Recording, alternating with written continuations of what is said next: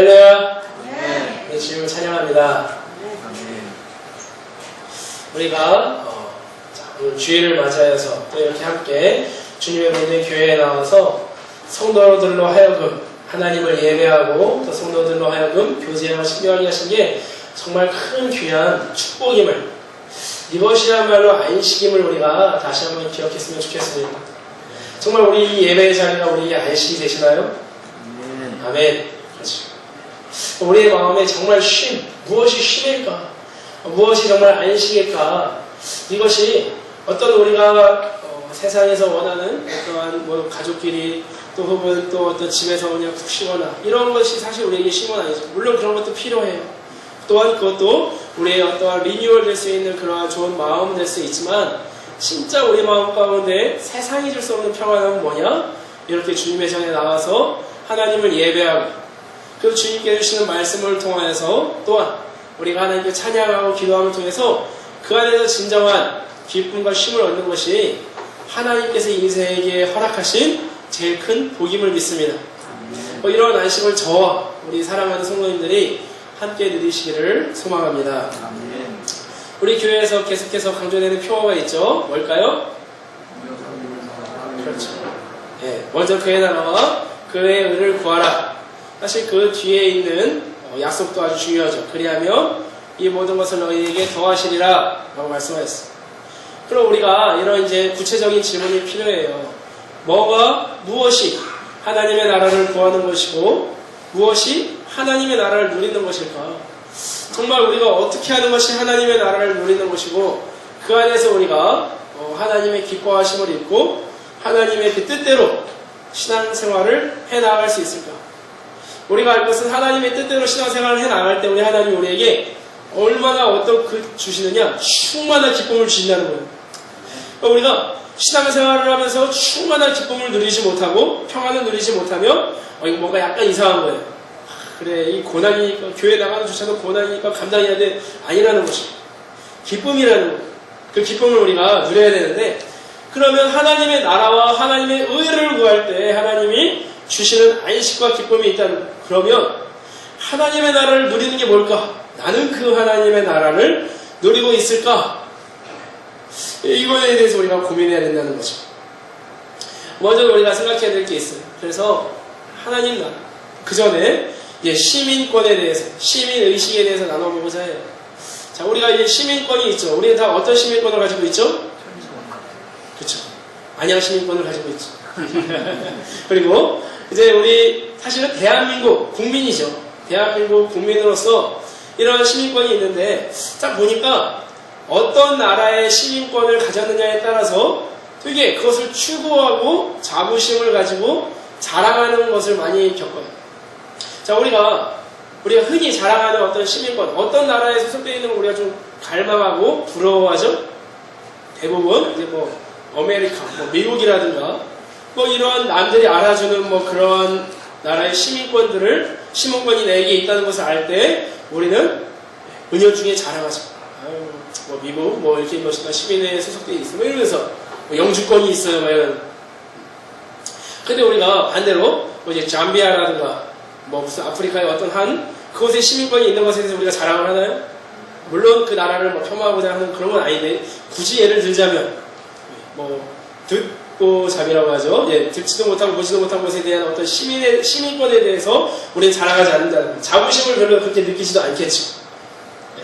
제가 캐나다에 제가 이제 잠깐 그 선교 때문에 캐나다에 갈 때 들어가기 진입장벽이 엄청나게 크다는 것을 깨달았어요. 처음에 딱 이 입국 절차를 봤는데, 그 입국 절차에 캐나다의 어떤 영주권이나 시민권이 없을 때에는 그 비자조차도 얻기가 엄청나게 어렵다는 거예요. 제가 딱 입국 문 앞에 딱 들어섰을 때 그분이 저한테 이제 입국 심사를 하는데 저한테 영어를 할 수 있냐고 물어봐요. 제가 좀 자존심이 있으니까 초등학교 때부터 영어를 배웠잖아요, 우리가. 그래서 I can speak English, little bit 이렇게 말을 했어요. 그분이 뭐라고 질문을 하는데 제가 못 듣죠. 그러니까 뜸들이니까 바로 눈치를 채시고 쫄로 가라고. 여기 가보니까 어떤 이제 나이 드신 분들이 줄 서 계시고 한국 통역관이 계시는 그곳에서 이제 여기에 온 목적, 여기에 온 어디로 가서 어떻게 머물 것이냐, 이런 정확한 절차나 이런 것이 있어야 들어가게 되더라고요. 나중에 들어보니까 그 입국 절차에서 승인받지 못하면 아무리 비행기표를 가지고 비자를 받고 들어와도 쫓겨난다고 들었어요. 이렇게 시민권 이런 것은요, 어떠한 시민에 소속되어져 있는 것에 대한 권리와 더불어서 여기에 대한 자랑스러움도 있다는 거예요. 근데 동시에 이 시민권은 무엇을 원하느냐, 우리가 어디에 소속되어 있느냐라는 것은 단순히 소속권만이 아니라 그 시민권에 합당한 책임의식, 시민의식 또한 요구되어진다는 것 또한 우리는 알아야 됩니다. 그래서 우리가 뭐 시민의식을 가지고 여러분 생활합시오라는 말은 그 의미가 뭐예요? 거리를 깨끗하게 하시고 어떤 매너 있게 자리 양보하고 뭐 이런 것들에 대해서 우리 시민의식이라고 말을 하죠. 이런 것과 같이 우리에게는 그러한 시민권, 어떤 시민권을 가졌는가에 대한 자부심도 가져야 되고 이러한 시민권을 가진 존재로서의 어떤 책임의식도 있어야 된다는 거예요. 그런데 우리는 한국에 대한 어떤 시민권만 가지고 있는 게 아니라 성경은요, 예수 그리스도를 믿는 우리를 어떤 존재로까지 말씀을 하시느냐, 우리는 여기에 또 주목해 볼 필요가 있어요. 성경은 여기 앉아 계신 우리 사랑하는 성도님들을 제가 어떤 시민권을 가졌다고 말을 하고 있나요? 그렇죠. 하늘나라의 시민권을 가진 자라고 성경은 아주 친절하게 말씀하고 계세요. 하늘나라의 시민권을 가진 자. 정말 우리 사랑하는 성도님들께서 내가 하늘나라에 소속된 시민권을 가졌다. 내 모든 권리와 권한과 이런 모든 것이 하늘나라에 있다라는 것에 대해서 우리가 얼마나 믿음으로 누리고 있는지 한번 묵상해 봤으면 좋겠어요. 이 말은 동시에 뭘 뜻하나요? 하늘나라의 시민으로서 걸맞는 삶이 요구되어진다는 것이죠. 우리가 권리만 생각해서는 또 안 될 것 같아요. 권리만 생각하는 것이 아니라 그 하나님께서 하늘나라의 시민으로서 우리에게 요구하시는 걸맞는 삶, 그것 또한 같이 우리에게 요구되어진다는 거예요. 그럼 뭐냐? 우리에게 주어진 요구는 뭐냐면요, 하늘나라의 시민된 존재가 마땅히 누려야 될 게 있고 반대로 마땅히 버려야 될 게 있다는 거예요. 하늘나라의 시민에게 어울리지 않는 삶이 있는데 그 삶에 대해서 우리가 버려야 되죠. 부끄러워하고 그것에 대해서 아끼지 않는 거죠. 오늘 본문이 뭐냐? 오늘 본문은요, 하나님 나라에 속한 백성과 어떤 세상 나라에 속한 백성의 모습이 나타난다는 거예요. 그것이 대조되어지고 있죠. 그래서 하나님께서 다스리시는 그 나라에 대한 시민이냐, 또한 공중것에 잡은 마귀가 다스리는 그 나라에 세상에 속한 시민이냐를 점검케 하는 중요한 질문이 있죠. 그 질문이 뭘까요? 내가 하늘나라에 속한 시민이냐? 아니면 세상 나라에 속한 시민이냐? 라는 것에 대한 그러한 중요한 진단 질문이 있어요.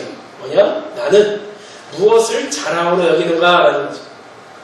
이거 한번 좀 질문을 점검해 봤으면 좋겠어. 나는 무엇을 자랑으로 여기는가? 혹은 내 자녀에게 무엇을 자랑으로 삼으라고 하고 무엇을 모델로 삼으라고 가르치고 있는가?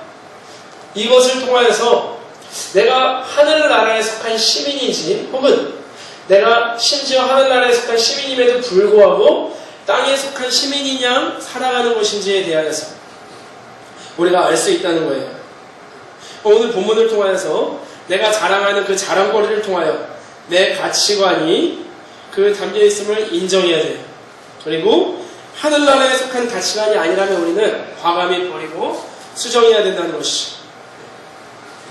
먼저 우리 17절 함께 읽겠습니다. 17절 시작. 형제들아, 너희는 함께 나를 본받으라. 그리고 너희가 우리를 본받은 것처럼 그와 같이 행하는 자들을 눈여겨보라. 아멘. 자, 사도 바울이 이렇게 말을 하고 있어요. 형제들아, 당신들은 나를 본받으세요 라고 말을 하고 있죠. 자, 그럼 우리는 바울의 어떤 점을 본받아가는 것일까요? 바울이 지금 여러분 저를 본받으세요 라고 말을 하고 있다는 거죠. 어떤 점을 본받으라는 걸까? 자, 빌립보서 3장 초반부를 보면은요, 사도 바울의 이력서가 나와요. 이력서. 사실 남의 이력서를 함부로 보면 안 되겠죠? 그러나 성경이니까 봐야죠. 그럼 보면은 뭐라고 나와 있나요? 나는 8일 만에 할례를 받은 자라고. 할례.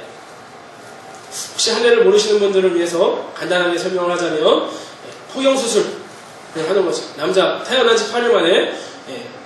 우리 그쵸. 재현 친구가 저를 막 의미심장하게 보면서 막 웃고 있는데 가보셨나요? 비오니까 아직 안 갔어요.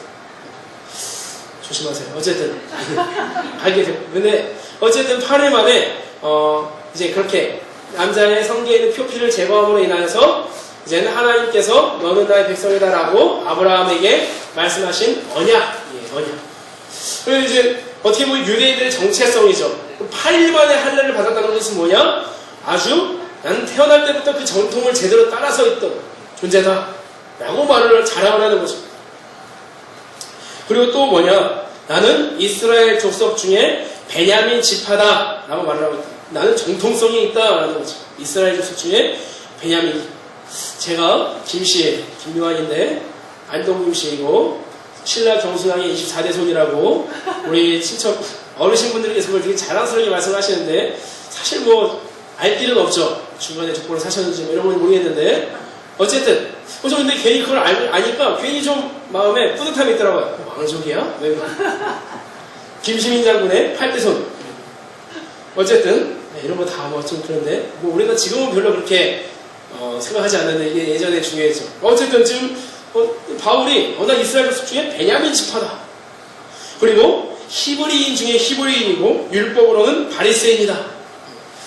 여기는 말을 안 했지만 나는 가말리엘의 문화에서 공부를 했다고 해요. 사도 바울이 가말리엘 하면 지금 여러분들은 가말리엘이 뭐야? 뭐 먹는 거야? 뭐 이렇게 말할 수도 있겠지만 이 당시에 가말리엘 딱 하면은 마치 이제 서울대 뭐 이런 뭐 혹시 뭐 하버드대 막 이런 데 나왔더만 하면은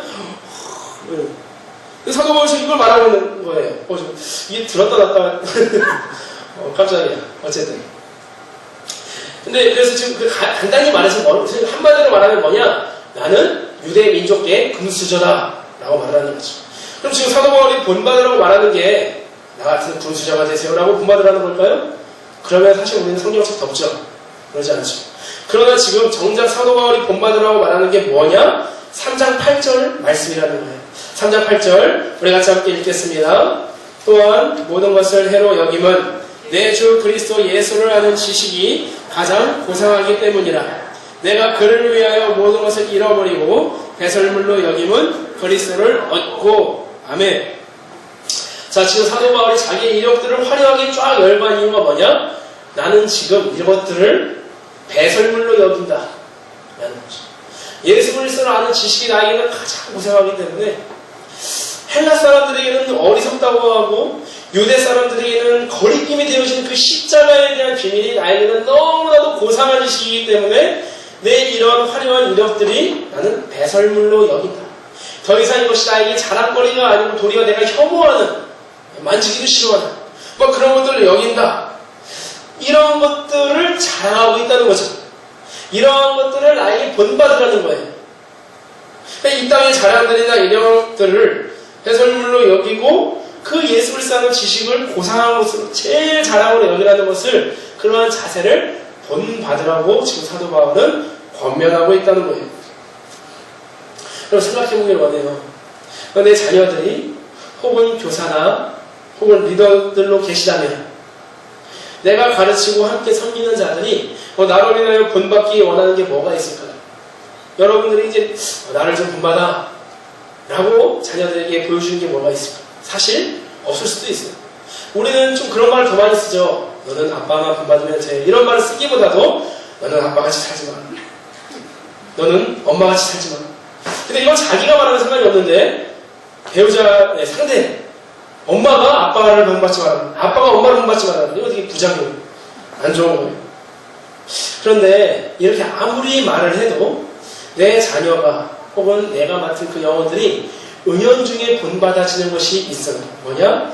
그 부모님의 또 나의 세상관, 성공관, 가치관들을 무섭게 무의식적으로 본받아요. 내가 굳이 이런 걸 설명하지 않아도 한 TV를 보면서 나도 모르게 내뱉는 그러한 말들에 대해서 예를 들어서 TV에 저희 이제 TV가 없으니까 그런 모르겠는데 CF 보면은 어떤 예를 들어 차에 어떤 새 차 되게 멋있는 차이 나오잖아요. 딱 그 차를 지나가는 모습을 저런 차를 타야 되는데 이 한마디 저 차를 구해야겠다. 이런 자녀들 또한 같이 인식이 되어지는 거죠.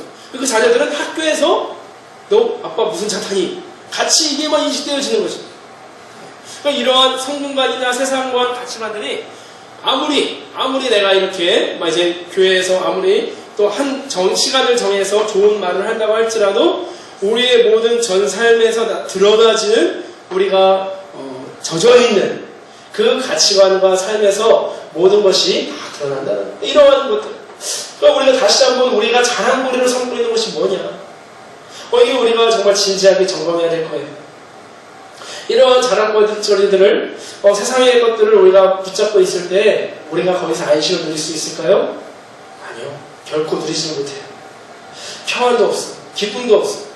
단지 그것들을 얻기 위하여 뭔가 이 신앙이 발판으로 삼아서 이 세상에 내가 자랑거리를 여기는 것들을 얻고자 하는 사람의 인정이 될 수도 있고 어떠한 직장이 될 수도 있고 어떠한 인맥, 관계가 될 수도 있고 또 어떠한 내 자신에 대한 어떤 자아의 만족감이 될 수도 있고 이런 것들을 자랑으로 삼을 때 그것을 중간에 신앙이 나의 발판으로 삼을 때는 결코 우리는 거기서 안식도 얻을 수 없고 기쁨도 얻을 수 없어요. 그런데 너무 안타까운 게 있다는 거예요. 사도 바울이 지금 너무나 안타까운 게 있다는 거예요. 뭐냐? 하늘나라에 입각하는 가치관이 아니라 하나님의 그 나라에 소속된 그 시민들 향한 시민과 같은 그러한 하늘나라에 대한 가치관과 성공관이 아닌 이 세상에 속하는 가치관들이 너무나도 많이 팽배해져 있다는 거예요. 그게 우리를 지배하고 있다는 거예요. 그래서 사도 바울이 자기의 그 극심한 슬픔에 대해서 이렇게 표현을 해요. 18절 3절 18절 제가 한번 읽겠습니다. 내가 여러 번 너희에게 말하였거니와 이제도 눈물을 흘리며 말하노니 여러 사람들이 그리스도의 십자가의 원수로 행하느니라 라고 울면서 말하고 있는 거예요. 그러니까 우리가 유념해봐야 될 게 있다는 거예요. 그런데 지금 더 문제가 먼저 왔어요. 이 말씀을 보니까 십자가의 원수로 행하는 자들이 교회 밖에만 있는 것이 아니라 교회 안에 공동체에도 들어가 있다는 거예요. 자, 현대어 성경에는 이렇게 말을 하고 있어요. 현대어 성경에는 내가 이처럼 전에도 여러 번 당부한 일을 지금 다시 눈물로 호소하는 것은 그리스도인이라 내세우면서도 실제로는 그리스도의 십자가를 대적하는 일들이 많기 때문입니다. 그리스도인이라 내세우면서도 그 십자가를 대적하는 자들이 많기 때문에 내가 여전히 이 편지를 쓰면서도 눈물을 흘리고 있다라고 사도 바울이 고백하고 있다. 그러면 그 예수 그리스도의 십자가의 원수로 사는 자들의 특징이 뭘까요? 특징. 19절 이렇게 나와 있죠. 그들의 마침은 멸망이요 그들의 신은 배요 그 영광은 그들의 부끄러움에 있고 땅의 일을 생각하는 자라라고 말하고 있다. 그들의 인생의 끝은 멸망이라는 거예요. 너무나도 잘 아시겠지만 이 세상에는 끝이 있죠. 우리가 지금 가지고 있는 여러 많은 스마트한 스마트폰까지 사실 이게 한 5년 전, 10년 전까지만 해도 스마트폰이 없었죠. 제가 이 해아래에 있는 모든 것이 다 헛되다는 것을 언제 깨달았느냐? 처음으로 태어나서 처음이자 마지막으로 제 돈으로 처음 카메라폰이 딱 나왔을 때 그게 60만 원 정도 됐어요. 처음 카메라폰이 딱 나왔을 때 지금 생각하면 만 원으로도 그게 아닌데 그랬을 때 저는 큰 마음을 먹고 60만 원짜리 딱 그걸 샀죠. 12개월 할부로. 물론 부모님의 돈이었죠. 근데 제가 그것을 산지 한 달 만에 주변에서 막 야 너 그거 샀어? 이러면서 막 그때는 진짜 핸드폰이 막 그렇게 많이 없었는데 그랬는데 그것을 한 달 만에 잃어버렸어요. 그래서 그 핸드폰 그래도 회사에서 너무나 감사하게 대용 폰으로 바꿔주긴 했는데 많이 이제 그거보다 뒤떨어진 것으로 했는데 저는 거의 12개월 동안 돈은 많이 내면서 그 한 달 만에 잃어버린 것을 생각하고 묵상하면서 슬픔으로 그렇게 했는데 그 이후로 저는 절대 제 돈으로 막 그렇게 하지 않았어요. 헛되다. 아무리 새로운 게 나온다고 할지는 그런데 우리가 이제 알거니와 얼마나 많은 우리의 새로운 것들이 많이 나오고 있어요. 내가 처음에는 이것만 가지면 나는 신상 나를 알아줄 거야 라고 생각을 하지만 솔직히 한 1년도 안 가서 그런 것들이 이제 다 부식이 되어지고 또 없어지는 것들을 우리가 발견을 하죠. 이 세상에 있는 것들은 푸른 마르고 꽃은 시드는 것처럼 다 사라지는 거예요. 그런데 우리의 소망과 우리의 바람을 다 거기에만 초점이 두고 있다면 그 것과 함께 우리의 소망도 다 같이 침몰되어진다는 거죠. 그러니까 침몰되어져가는 배에다가 나의 소망을 다 담아두는 것처럼 그 배가 완전히 침몰되었을 때 내 소망 또한 가라앉아 버리는 것처럼 우리는 그들의 마침은 멸망일 수밖에 없다는 거죠. 그들의 신은 배라는 거예요. 배. 이게 무슨 말일까? 배. 자기의 정욕과 욕구를 말하는 거죠. 그러니까 자기의 배를 추구하기 위해서만 살아가는 거예요. 물론 먹는 건 정말 소중하죠. 저도 많이 먹고 맛있는 거 좋아하지만 그러나 이것만을 위하여 살고 이것만을 위하여 내가 돈을 벌고 세상을 살아가고 하는 것, 이러한 모든 것들이 다 이러한 십자가의 원수로 사는 자들이라는 거죠. 마침내 그 사람들이 두고 있는 영광은 뭐냐면 부끄러움에 있다는 것이고 또한 땅의 일을 생각하는 자라는 거예요. 땅의 일만 가득히 있다는 거예요. 이 사람들은 바로 뭐냐? 십자가의 원수로 사는 자들은요, 십자가의 의미를 모르는 자들이라는 거예요. 자, 그럼 십자가의 의미가 뭘까요? 우리가 알아야 할 십자가의 의미. 우리가 십자가를 딱 바라봤을 때, 여기 뒤에도 십자가가 있는데, 네, 가려졌네요. 어쨌든. 그 십자가를 봤을 때 우리는 본능적으로 딱 생각나야 되는 게 있어요. 뭐냐? 하나님의 크신 용서예요. 용서. 저 십자가에 원래 내가 매달려서 있어야 되는데 당신의 아들 예수 그리스도를 매달게 하심으로 어마어마한 용서를 나로 하여금 경험하게 하셨다. 그 우리 십자가를 통해서 하나님에 대한 용서를 발견해야죠. 그러나 동시에 우리가 발견해야 될 게 있어요. 그 하나님의 어마어마한 용서를 발견한 사람이 그 십자가를 통해서 예수 그리스도를 따르는 자에게 자기 십자가를 날마다 지고 따라가는 것이 요구되어진다는 거예요. 이제는 그 예수님이 매달리신 그 십자가에 나 김요한이라는 존재 또한 매달려서 죽은 존재라는 거예요. 더 이상 나는 나로 사는 게 아니라 나를 위하여 사는 존재가 아니라 예수 그리스도를 믿는 믿음 안에서 살고 우리 구주이신 내가 주인이라고 고백하는 예수님을 위하여 사는 존재가 바로 십자가의 의미를 제대로 알고 있는 그리스도인이라는 거예요. 그러나 이 땅의 일로만 가득하고 이 세상의 것만이 전부이냐 살아가는 모든 존재들은 다 이 십자가의 의미를 제대로 알지 못한다라는 것이죠. 그렇기 때문에 이 십자가의 은혜를 받는 사람은 누구냐? 더 이상 자기의 막 소욕대로 사는 존재가 아니라는 거예요. 더 이상 자기를 위하여 사는 존재가 아니라는 거죠. 언제든지 예수 그리스도와 그 복음을 위하여서 그 십자가에 매달릴 준비, 죽을 준비를 하며 사는 자들이라는 거예요. 우리 사랑하는 성도님들이 이걸 함께 누렸으면 좋겠어요. 내가 마치 고행을 하듯이 그래 내가 이런 분이 있으면 큰일 나. 이런 분이 있으면 위험해. 뭐냐? 너무 예수님의 십자가를 지나치게 묵상한 나머지 기쁨을 누리는 것을 죄책감을 가지는 거예요. 내가 웃기만 해도 막 아니야 예수님 십자가 매달려서 내가 어떻게 웃어? 하면서 자녀들한테도 울어요. 이러면서 막 안 돼요.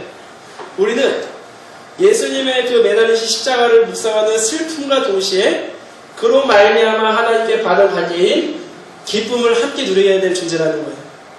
그래서 우리가 이 십자가의 의미를 통해서 정말 하늘의 것을 누리는 것이 우리에게 마땅한 사명이라는 거예요. 그런데 십자가의 원수로 행하는 자들은 어떻게 사냐?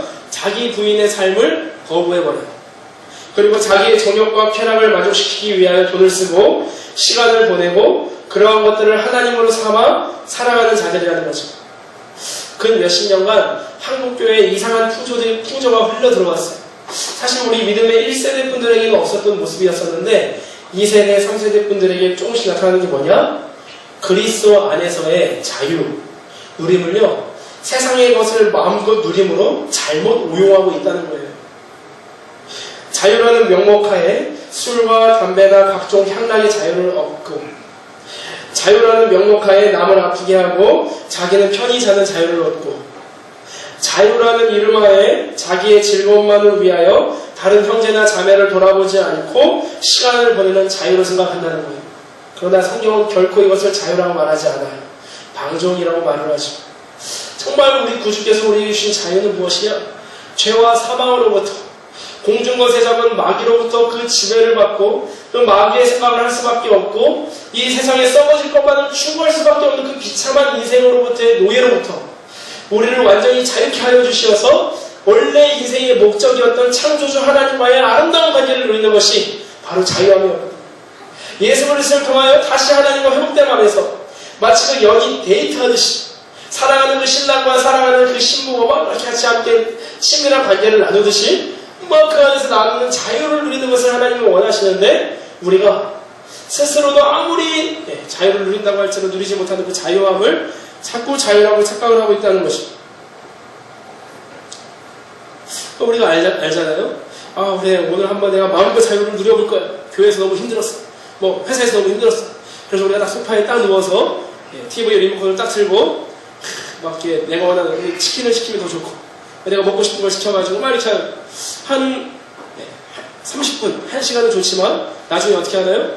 리모컨이 나를 조정하고 막 그 소파에 아무리 누워도 편안하지 않고 막 끄고는 싶은데 뭔가 허전하고 막 이상하게 더 피곤하고 쉬면서도 피곤하고 이러한 이것이 저는 참 세상에 이러한 세상이 말하고 있는 쉼에 대해서 잘 말하고 있는 것 같다라고 해요.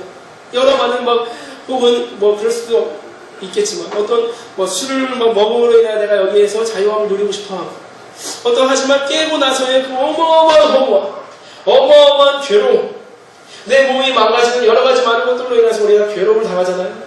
이 세상에서 말하는 자유는 이렇게 한계가 있다는 것을 우리가 알았으면 좋겠어요.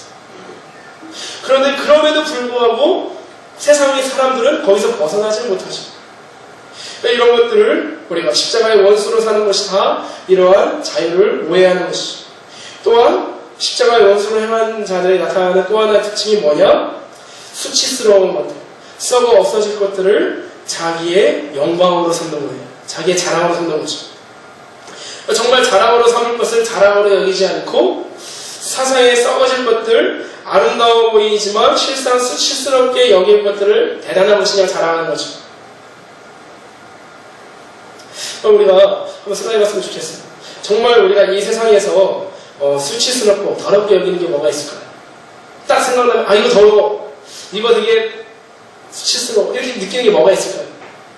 멀리 오래 생각할 필요 없이 성경에 배설물이 나오죠. 배설물. 사실 이 배설물은 이제 되게 약하게 표현해서 배설물이지 똥 이런 거죠. 저는 사실 성경에 말을 한 거예요. 약간 더러도 어쩔 수 없어요. 이거 왜냐면 그만큼 지금 사도 바울도 이렇게 어떻게 하면 이것들을 이 세상의 것들이 얼마나 더럽고 얼마나 가치가 없는가에 대해서 표현하고자 한 것이 똥이거든요. 참 우리가 생각해봤을 때 이런 배설물이 있어. 그럼 만약에 누군가가 우리가 이제 화장실을 갔어요. 그래서 이제 응가를 했는데 그게 너무나 예술적으로 아름다워. 가끔. 그래서 죄송해요. 좀 약간 얘기해주세요. 이걸 보면서 너무나 잘 나와서 아름답다 하면서 사진도 찍고 혹은 만져도 보고 혹은 이렇게 액자로 걸어놓고 이런 식으로 절대 하시지 않으시죠. 만약 그렇게 하는 사람을 보면 우리가 어떻게 하나요? 그분을 위한 기도를 해줘야 돼요. 불쌍히 여겨야 되는 거예요. 절대 우리는 그런 것들을 그냥 바로 문을 그 화장실 닫고 문을 내려버리는 게 바로 배설물을 향한 마땅한 대우예요. 그런데 지금 성경에서 수치스럽게 여긴다라는 뜻은요, 그냥 우리가 단어를 좀 더 리얼하게 구체적으로 표현하기 위해서 제가 이렇게 자세히 말을 했는데 이 수치스럽게 여긴다라는 단어는요, 사실 이 표현보다 더 지저분합니다. 마치 그 살인자가 살인을 저지르고 나서에 얻는 수치, 방송에 나와서 얼굴을 가리고 얼굴을 들지 못하는 그 수치가 바로 지금 내가 이제 이 세상의 것들에 대해서 수치스럽게 여긴다라는 뜻이거든요. 이 정도까지도 우리가 가야 돼요. 그러니까 세상은 무엇으로 사람을 판단하나요? 이 사람이 얼마나 많은 것을 가지고 있느냐, 이 사람이 얼마나 어떤 옷을 입었고 어떤 음식을 먹느냐에 따라 이 사람을 판단을 하죠. 너무나 안타까운 게 뭐냐, 세상은 그러라고 해. 근데 세상에서만 그런 게 아니라 이상하게 교회 안에서도 그 기준이 들어와 버렸어. 그래서 내가 어떤 성도님들을 바라보고 어떤 분을 볼 때 옷이 되게 멋있다, 혹은 이 교회에 막 주제나 보니까 어떤 차를 몰고 오셨다, 잘해보자, 좀 인사 좀 하고 뭔가 하는데 좀 옷이 좀 약간 되게 제가 만약에 여기서 물론 옷은 중요하죠. 예의나 이런 것에 나타나는데 제가 추리닝을 입고 다써진 옷을 입고 했을 때 약간 좀 그럴 수 있죠. 그러나 우리가 어떤 경제적으로나 여러 가지 많은 세상에서 추구하는 어떤 학업, 어떠한 지식, 이런 것들을 갖추지 못하는 것과 이런 것들을 갖추었다고 하는 그 사람에 대하여서 우리의 교회 안에서의 이런 것들을 보는 눈빛이라든가 대우라든가 이런 것들에 대해서 드러나게 된다면 세상의 배설물로 여기는 것들이 우리 교회에 들어오는 것은 정말 비통해야 되는 거예요. 지금 사도 바울이 슬퍼하는 것들을 우리도 같이 슬퍼해야 된다는 거예요. 그런 것들이 우리 교회에 들어와서는 안 될 것이라 믿습니다. 그렇기 때문에 이것이 함께 같은 슬픔과 고통이 되어지고, 그렇기 때문에 사도 바울은 이러한 십자가의 원수로 행하는 자들에게 맞서 자기와 참 성도들은 어떠한 존재라고 선포를 하느냐? 우리는 이런 세상의 배설물을 가진 자들과 같지 않다 표현을 하는데, 20절, 21절 우리 같이 함께 읽겠습니다. 20절, 21절 시작. 그러나 우리의 시민권은 하늘에 있는지라 거기로부터 구원하는 자 곧 주 예수 그리스도를 기다리노니 그는 만물을 자기에게 복종하게 하실 수 있는 자의 역사로 우리의 낮은 마음을 자기 영광의 몸의 형체와 같이 변하게 하시리라. 아멘. 그러니까 하늘에 진정한 거처가 있고 시민권이 있기 때문에 이 땅에서는 나그네의 삶을 살 수가 있다는 거예요. 그렇죠? 우리 혹시 나그네의 삶을 살아볼 수 있나요? 여행. 네, 여행 같은 걸 가본 적 있죠? 혹여나 우리가 제가 1부 예배 때도 말씀을 드렸지만 여행을 가서 2박 3일 머물기로 하고 이 펜션이라든가 이 막 모텔이나 호텔을 빌렸어요. 근데 그 호텔 딱 빌렸는데 그래 이제 이 호텔에 머무니까 장을 봐야겠다 해가지고 막 가구점에 가가지고 어마어마한 막 장롱을 산다든가 내가 한 여기서 한 몇 년간을 머물 수 있는 그 식량을 다 그 막 한다든가 그렇게 하나요?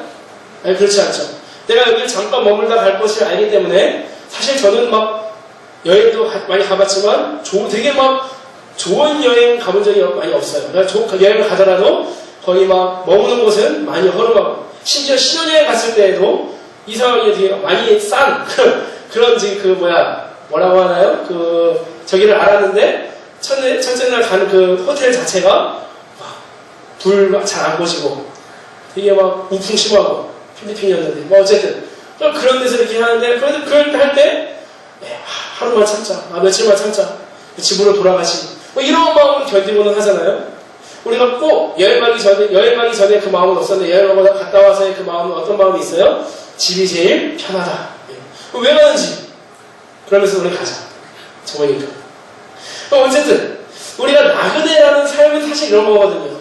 우리가 지금 머물고 있는 이 땅이 영원한 게 아니라는 거예요. 그렇기 때문에 잠깐 머무는 것 같이 살 수 있다는 것이 왜냐? 소망이 있기 때문이라는 거예요. 지금 제가 우리 사랑하는 성도님들과 나누기 원하는 것은 여기에요.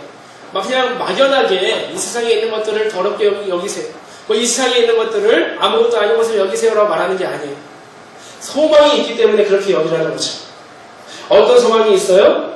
우리 예수 그리스도께서 이 땅에 다시 오실 때 우리의 몸이 예수님의 몸과 같이 영광의 형체를 입는 것. 오늘 막 찬양으로 하나님의 나팔소리 찬양을 했을 때 저 너무나 막 감사했고 우리 장로님께서 기도해 주실 때에도 그 예수 그리스도의 십자가와 부활로 인하여 우리의 그 소망을 가지고 있는 게 우리가 신앙생활을 할 수 있고 우리가 주님 안에서 힘을 얻을 수 있는 유일한 근원이거든요. 소망이 없다면 사실 여기 앉아있는 여러분들이 제일 불쌍한 존재예요. 우리 친구들도 이렇게 막 힘들고 막 이런 가운데 예수님에 대한 소망이 없어요. 이 땅에 있는 것이 끝이야 하면 여러분들은 이 자리에 있으면 안 돼요. 빨리 돈을 많이 벌어서 정말 누릴 거 다 누리고 해야 되죠. 그러나 우리 주님께서 우리에게 소망을 주셨으니 영원한 하늘나라에 대한 소망, 우리의 모든 권리와 우리의 모든 재산이 다 하늘나라에 있다는 거예요. 저도 그래서 요한계시록이나 이런 말씀을 묵상하는 거 너무 좋아요. 왜냐? 우리가 예수님과 더불어 만국을 다스릴 수 있는 권리까지도 주신다는 거예요. 저는 그때가 막 상상이 돼요. 저는 가끔 제 아내와 이런 얘기를 해요. 만약에 예수님께 다시 오셨을 때 나는 마음껏 날아다닐 거야. 구름을 타고 날아다녀야지. 막 이러면서 하늘을 보면서도 상상을 해보고 이런 이제 하늘나라에서의 어떠한 일들에 대해서 나타내죠. 우리가 너무나 그렇다고 해서 이 염세주의라고 해서 이 현실을 중요하게 생각하지 않으면 안 된다는 거예요. 그러나 우리 하나님께서 우리에게 주신 이 영원한 소망에 대해서 더 큰 가치를 부여함으로 인하여 말도 하고 생각도 하고 내 자녀에게 그런 것들을 보여줄 필요가 있어요. 내 자녀들이 내 자녀들에게 봤을 때 답답한 게 눈에 들어올 때가 많이 있죠. 이 세상이 정해놓은 기준 여기에 미치지 못했을 때 내 자녀에 대해서 안타까움과 표명을 하죠. 참 저는 그래서요 이러한 눈을 먼저 버리려고 노력을 많이 해요. 제 아들 이제 7살이 뭐 아시죠? 근데 그 아이가 몸이 많이 약하고 그 평균 어떤 세상에서 정해놓은 평균 체중과 키에 비해서 많이 미달이에요. 저는 그것을 봤을 때 사실 좌절감이 많이 오더라고요. 이 아이가 나중에 학교에 갔을 때 과연 적응할 수 있을까? 아, 왜 우리 아이가 평균보다 좀 더 업이 되었으면 좋겠는데 평균보다 아래일까? 이런 마음들 때문에 괴로워하는데 제가 어느 순간 마음의 자유함을 얻었느냐? 내가 왜 세상이 정해놓은 기준으로 내 아이를 바라보고 있지? 분명히 하나님께서 내 아들을 나에게 주셨을 때에는 분명한 목적이 있고 이 아이만이 할 수 있는 이렇게 육체가 되게 막 건강하고 운동 별로 안 좋아하고 이런 거로 인하여 할 수 있는 유일한 그런 것들을 하나님 분명히 100분 활용하여서 사용하실 텐데 왜 내가 세상이 정해놓은 어떤 체중이나 키로 인하여 내가 마음 아파하지? 이렇게 생각하니까 더 이상 내 옆집 아이, 내 옆집 아들, 내 옆집 딸이 비교가 되지 않더라고요. 내 딸이 저를 심하게 닮았죠. 외모에 대한 기준 다 내려놓고 그러니 우리 마음에 자유함이 있다는 거예요.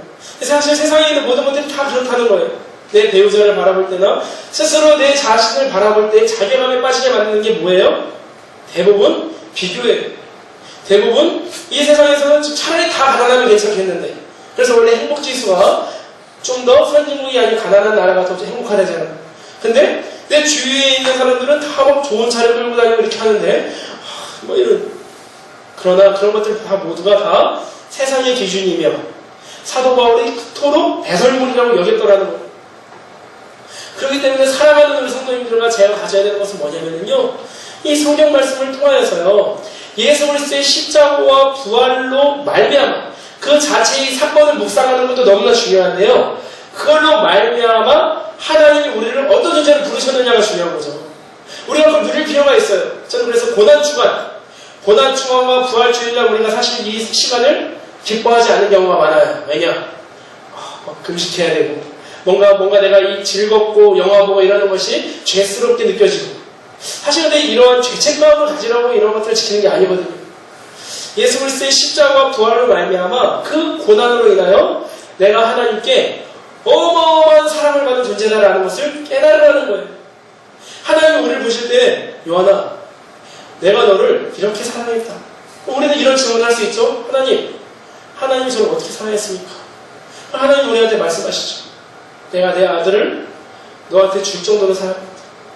내가 너를 이처럼 사랑했다라고 우리 하나님 말씀하신다. 우리가 때로는 부모로부터 사랑을 받지 못할 수도 있죠. 때로는 우리가 우리 자신에 대해서 실망할 수도 있고 만족할 수가 없어요. 그런데 우리는 사실 그 말을 우리는 하나님께 원망할 수가 없고 불평할 수 없는 게 뭐냐면 하나님께서 나의 아빠가 되신다고 하셨거든요.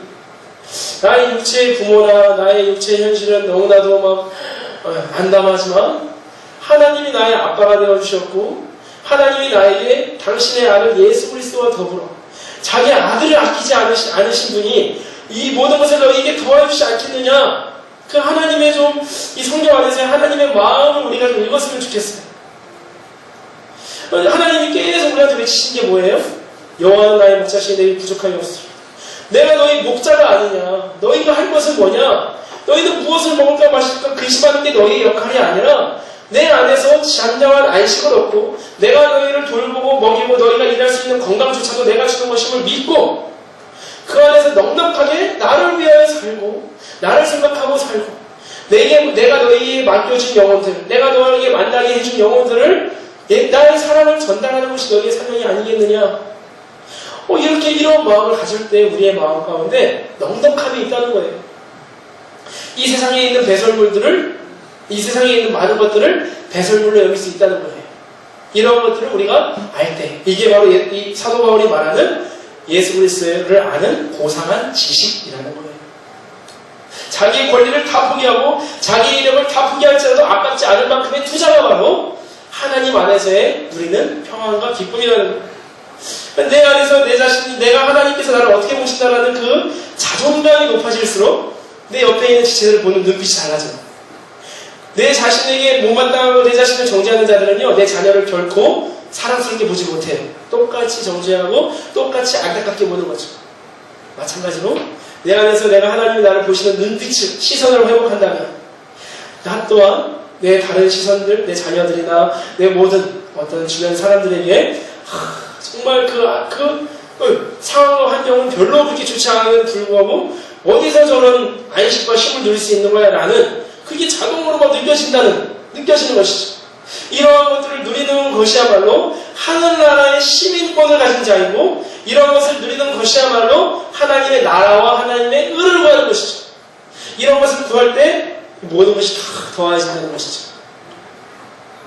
그렇기 때문에 이 말씀이 오늘 우리 공동체에게 선포하는 교훈을 붙들어서 우리가 영원한 하늘나라의 시민의식을 가진 자로서 자신의 모든 권리와 소유가 하늘에 있음을 알고 이 땅에 너무 목숨 걸지 않았으면 좋겠어. 열심히 해야죠. 분명히 내가 맡겨진 일에 대해서 책임을 다하고 성실하고 정말 그렇게 해야 되는데 내가 성실하는 목적, 동기를 바르게 하세요. 돈을 벌고자 하는 세상의 것들을 많이 누리고자 하는 동기가 아니라 하나님의 영광을 위하여서 내가 사랑하는 그 하나님이 나의 어떠한 삶의 이러한 열매들을 통하여서 찬양받으시고 기뻐하시고 이러한 어떤 내 사랑하는 연인을 기쁘게 하는 마음으로 우리가 일도 하고 사랑도 하고 헌신도 하고 섬기는 저와 우리 사랑하는 하나님 나라의 시민이신 성도님들 되시기를 간절히 소망합니다. 네.